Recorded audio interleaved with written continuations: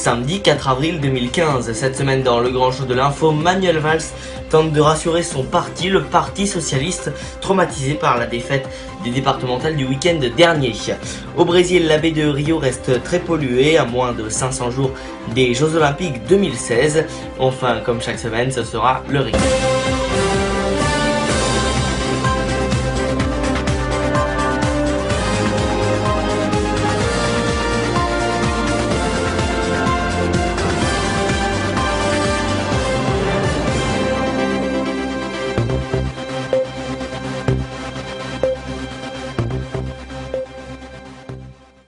Manuel Valls a donc voulu rassurer un parti traumatisé par la défaite des départementales.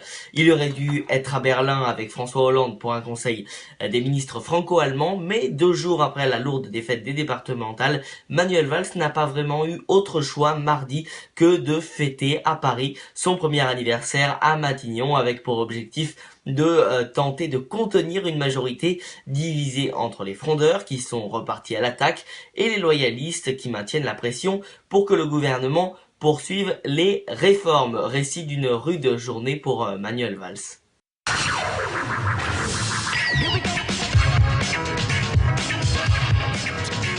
Dès 8h30, le Premier ministre s'est exprimé sur RMC BFM, l'occasion pour lui de faire son mea culpa sur les hausses d'impôts qui ont étouffé l'économie. Il a également affirmé qu'il n'avait pas songé à démissionner après l'échec des départementales. La plus grosse erreur, c'est peut-être de ne pas avoir intégré encore plus rapidement, mais notamment depuis 3 ans, la question de l'impôt.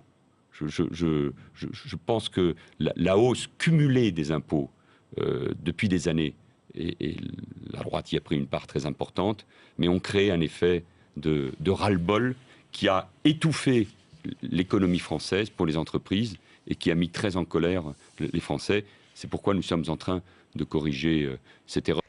Pour Manuel Valls, vous l'avez donc compris, ces départementales ne remettent pas en cause le gouvernement, rappelant qu'il avait toujours souhaité que des écologistes participent à son gouvernement.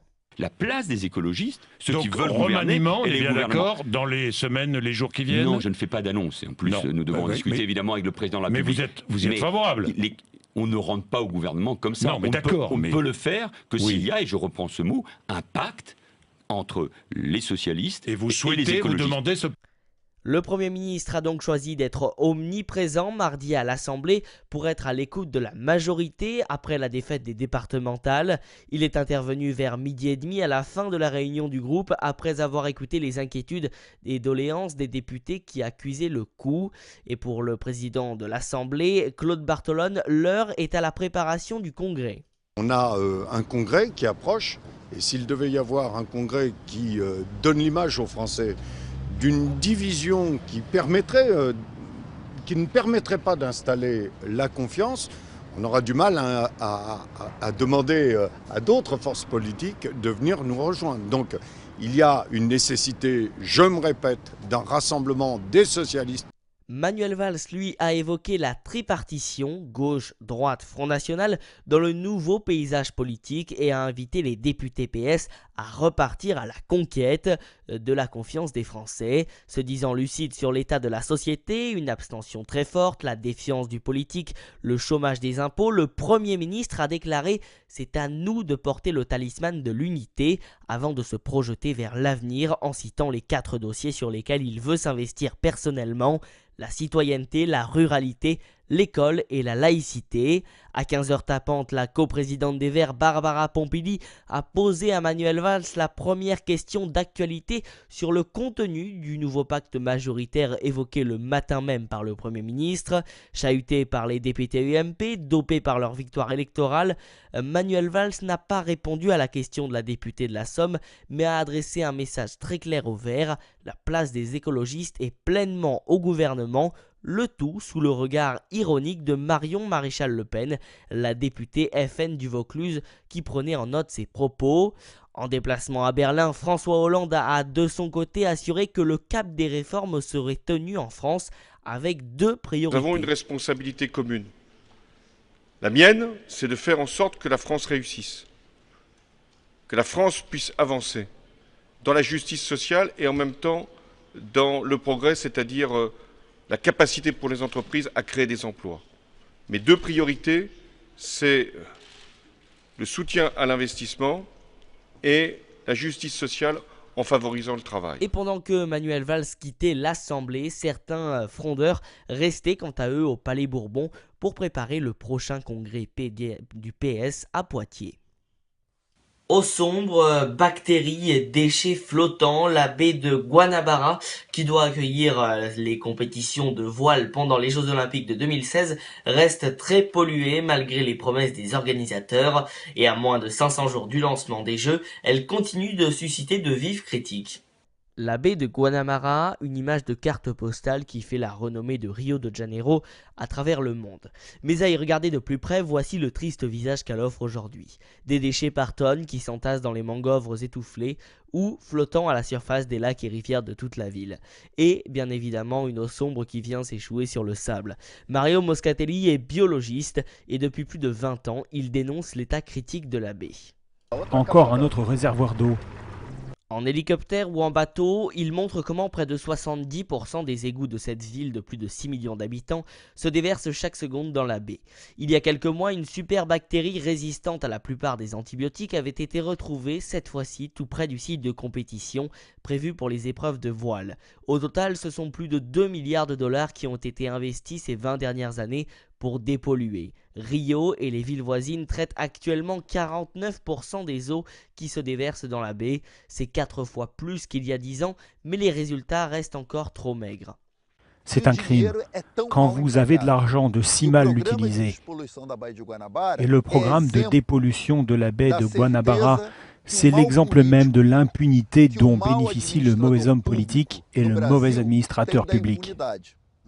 Pour les Jeux Olympiques, les autorités de Rio avaient à l'origine promis de dépolluer les eaux de la baie à 100%, puis à 80%. Elles admettent aujourd'hui qu'elles arriveront difficilement à remplir cet objectif et malgré tout, le comité organisateur l'assure, tout sera prêt au moment voulu.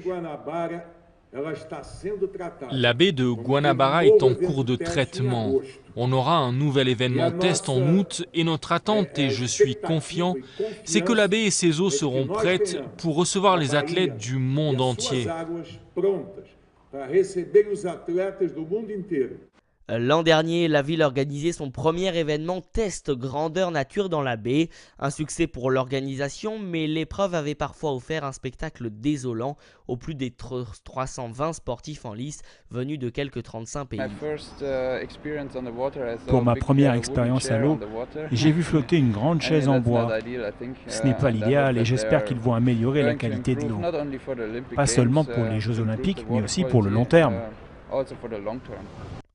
Un deuxième événement test aura lieu cet été en réponse aux inquiétudes pour la compétition de voile. L'organisation a précisé qu'il n'y aura pas de plan B. Le récap, le résumé complet de l'actualité de la semaine en images. Dans l'actualité, coup de théâtre une semaine après l'accident de Germanwings, la Lufthansa a reconnu qu'elle connaissait les tendances suicidaires de son pilote puisqu'elle avait reçu un mail de ce dernier en 2009 concernant un épisode sévère. L'enquête, elle, se poursuit. Andreas Lubitz souffrait également de problèmes de vue. Il aurait même été pris en charge par plusieurs neurologues et psychiatres. Le parquet de Düsseldorf a d'ailleurs indiqué que des attestations d'arrêt maladie ont été retrouvées déchirées chez Andreas Lubitz. Selon sa petite amie, ce sont les ennuis de santé du copilote qui pourraient expliquer le drame parce qu'il avait compris que son grand rêve d'un emploi à la Lufthansa comme commandant de bord et pilote de long courrier était pratiquement impossible. Pire encore, le parquet a également annoncé qu'Andreas Lubitz avait effectué des recherches sur internet sur les manières de se suicider ainsi que sur les portes de cockpit et leurs mesures de sécurité. Enfin, jeudi, la deuxième boîte noire de l'appareil a été retrouvée.